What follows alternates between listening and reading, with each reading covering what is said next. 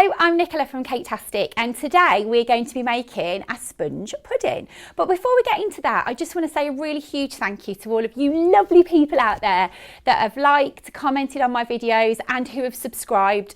Please continue to tell your friends and family about my lovely channel. It's really new, it's developing. If there's videos you want to see that are not currently on there, then please just get in touch and we'll make it happen. So today we're going to make a sponge pudding. So this is my go-to recipe when my little boy has eaten his dinner and he's still not full and I need to get a pudding out and in front of him within 5 minutes. It literally takes 5 minutes. No excuses, you can get it done. It's really fresh, light, brilliant with custard or ice cream or just on its own. So in my bowl I've got some baking margarine and some sugar. The baking margarine is now at room temperature. As you can see, that's just mixing really well. So I'm going to put it into the sugar and give it a really good mix. If you've got a stand mixer at home, don't do this by hand. Make your life easy. Stick it on the stand mixer. But what you're doing is you're just mixing your butter or your baking margarine with your sugar, and you just want to keep mixing it until you get rid of all of those little grains. It should go ever so slightly light in colour. I'm determined to work on these biceps, so I'm doing it by hand today, so you can see. But just keep mixing it until it goes light and fluffy. Oh, it gives you a right old arm workout. You don't need to go to the gym with this baking lark, honestly. So you can hopefully see that that's got a little bit lighter in colour. That was where we were to start with, and with the sugar it's just gone a little bit lighter. So just a little bit longer, a little bit more. Done. So you should be able to see the difference between the margarine when we started and when we finished. It should be ever so slightly lighter in colour. We're going to take this little bit of margarine here that's on my piece of greaseproof paper, and we're just going to grease our bowl. So just literally, that's just wiping the butter all around our bowl. What this does is it stops the sponge from sticking to it.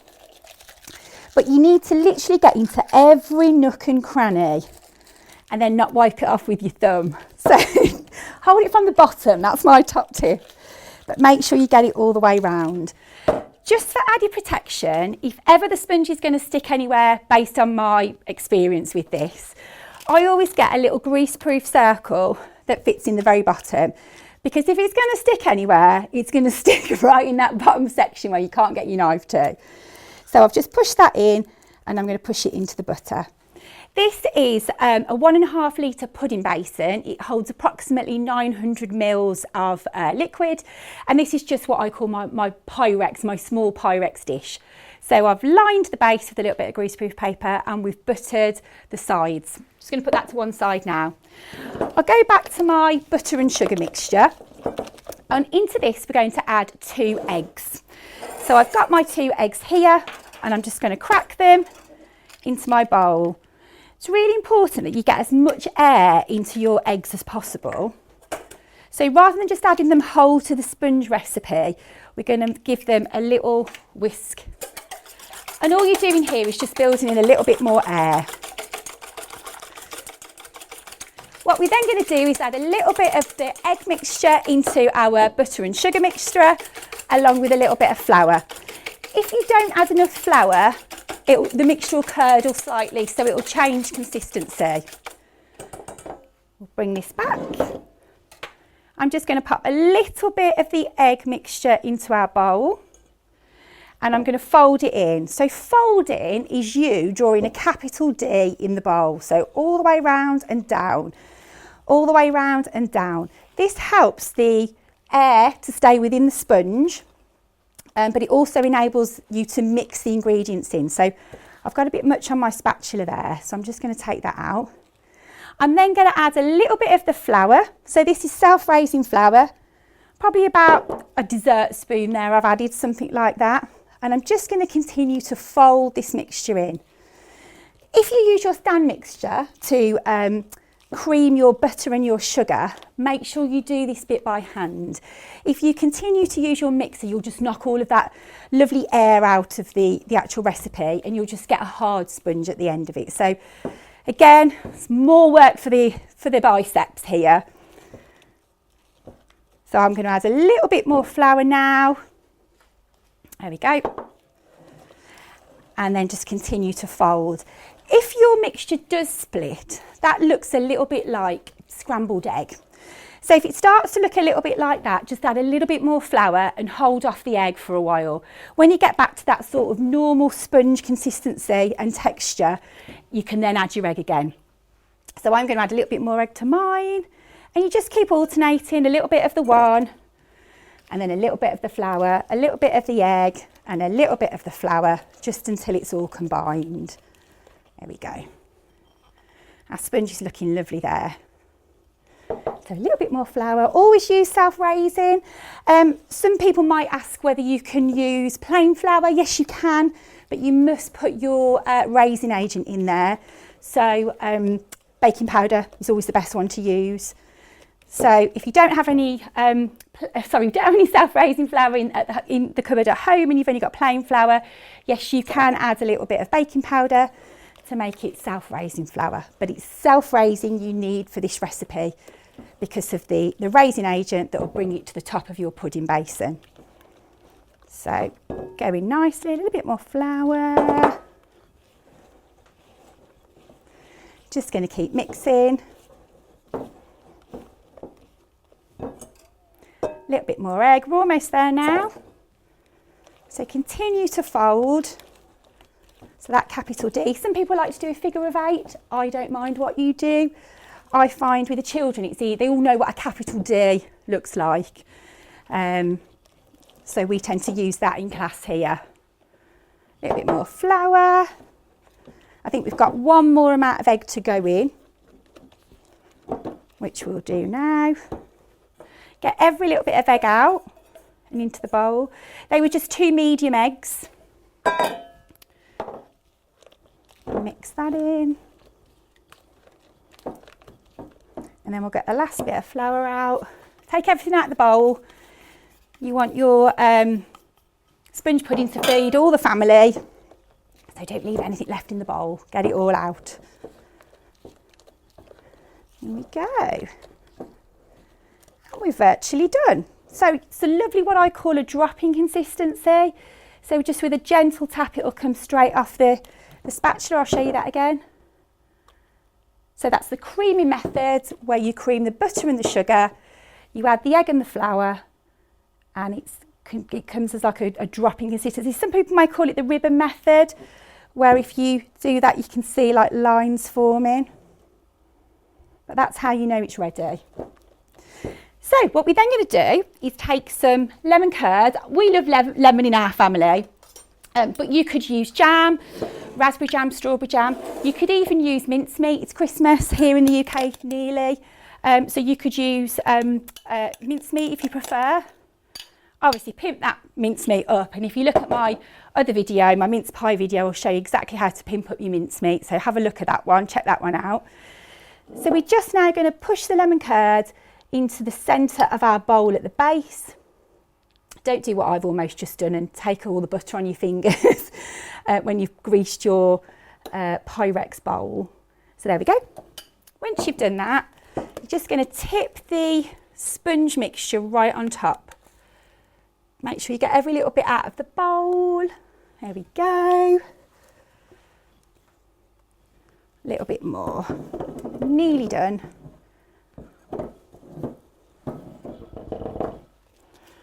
Get every last bit out. And what I'm going to do next is I'm just going to make sure the bowl is evenly filled. So just with my spatula, I don't want a great big pile in the middle. We want to just lift it so the outside edges are a little bit higher than the middle. Because what will happen is, because it's self-raising flour, it will rise anyway. So just make sure you've got a little bit of an edge so that outside edge is a little bit higher than the middle. I've then got another grease-proof paper disc. You just need one that's ever so slightly bigger than the rim of your bowl. Hopefully you can see that just in there. So all I'm going to do is just fold that over the top, and then I'm going to take it off and I'm just going to push it into the pudding. Oh, if it'll go, you might just need to scrunch it a little bit, just like so. All I'm doing is just creasing it about sort of 1/2 centimetre in, just so it physically goes into the bowl. Get in. There's always one that's awkward, isn't there? There we go. But it's just going to cover your pudding. What will happen is as it rises, it will just rise with it and it will go up, and it's just preventing it from catching really with the sort of heat. So that's what that looks like. You're then going to take your bowl, pop it into your microwave. These take about sort of 4 to 5 minutes to cook on full power. So I'm going to put mine in for 3 minutes to start with. Join me back in a few minutes and you can see what it looks like at the 3-minute point. While I'm just waiting for the pudding to steam in our microwave here, I'm going to tell you a little bit about how this recipe came about. So my son's 12 and he's a lad just like the rest of the males in our family, that they like to have pudding. You can't have a meal without having pudding. When we were trying to get my son to eat all those really healthy greens and all that sort of stuff that he didn't particularly want to eat when he was little, if he went to Nana's house, he'd always say, "Nana, what's for pudding?" way before dinner had even come out. And sometimes Nana hadn't actually prepared anything or she hadn't thought about it. So Nana would just always have basic flour, sugar, eggs, in the fridge, butter in the fridge. And Nana just made a sponge pudding. And Noah loved it. My son Noah absolutely loved it. So it's gorgeous, it's really quick. She'd create it from sort of like nowhere. She'd have all those raw ingredients at home and she'd just pull it together, mix it up, stick it in the microwave. And my son would sit watching the microwave, watching it rise. So that's a little bit about me and my family. We all love sponge pudding, and it's nothing better. It's dead cheap to make. It's a really cheap and quick thing to do in the microwave at home. So if you haven't got a microwave, you can boil up some water, a bit like a bain-marie, a pan with sort of water in. You can put some string around your bowl and just put it into the actual bowl itself, as long as you've got a little shelf for your little pudding basin to sit in. Back in the day, that's how people used to make Christmas puddings and things. So if you haven't got a microwave, that's fine. You can still do this. But yeah, just a little bit about where this came from. So the microwave's just gone ping. This has had 3 minutes so far. So I've got a little skewer with me. I'm going to do the skewer test. Can you see it's already started to rise up? I'm just going to have a look in the top. For me, that needs just maybe it doesn't need a little bit longer. Yes, it does. It just needs a little bit longer. It's a little bit still gooey on the edge of the skewer. So we're going to put that back in again, and I'm going to do it for another 30 seconds. So we'll do the same thing again, lift the top off and insert our skewer. If the skewer comes out clean, then the pudding's ready. Exciting! Let's see what it's going to look like. Okay, the microwave's gone again, so let's get this pudding out. Here we go. Just have a little look, peel it back. Oh, that looks better. There we go, it's gone all the way in. You can always tell by the texture as well. When you push it in, it's got some resistance against the skewer. So that's completely cooked all the way through. It smells really lovely as well. It smells like, do you remember when you used to be on school dinners and the sort of school, you go in for dinners at school and the kitchen would have done sponge something or other. It really is that lovely homely smell. I'm going to leave this for 3 minutes now. It needs to cool. It needs the steam to settle. What we'll then do is put a plate over the top, and then we'll keep our fingers crossed that when we turn it out and go, ta-da, it looks amazing. Come back to me in a few seconds. Right, that's been 3 minutes then. So this has been out of the microwave for 3 minutes. It's quite a lot more solid on the top. If you just press that down, the sponge bounces back. So you know it's a really good quality sponge, which is great news. If you're a little bit terrified about doing this bit and the tip over because you think, oh my God, it's just all going to break, you can always just run your knife around the bowl just to make sure it's loose. Mine's coming out quite loose. A little bit of the sponge is coming as well, but that's okay. So this is the nerve-wracking bit. Just get a plate, pop it over your bowl. In fact, I might just need my tea towel. It's still a little bit warm. Okay, so here's my tea towel. I'm only doing this to protect the warmth of the bowl on my hands. So we're just going to turn it over. Just give it a few little shakes, like so. You should hopefully, mine's still stuck, but you should see it just drop out of the pudding basin like that. Did you see that just drop down at the last minute? And you can do this on a Sunday, you know, Sunday lunchtime, get the drum roll going. Ta-da! That's what it looks like. Just remember to take off the greaseproof paper off the top. There's nothing worse if you start cutting it for your family and you've left the greaseproof paper just on top.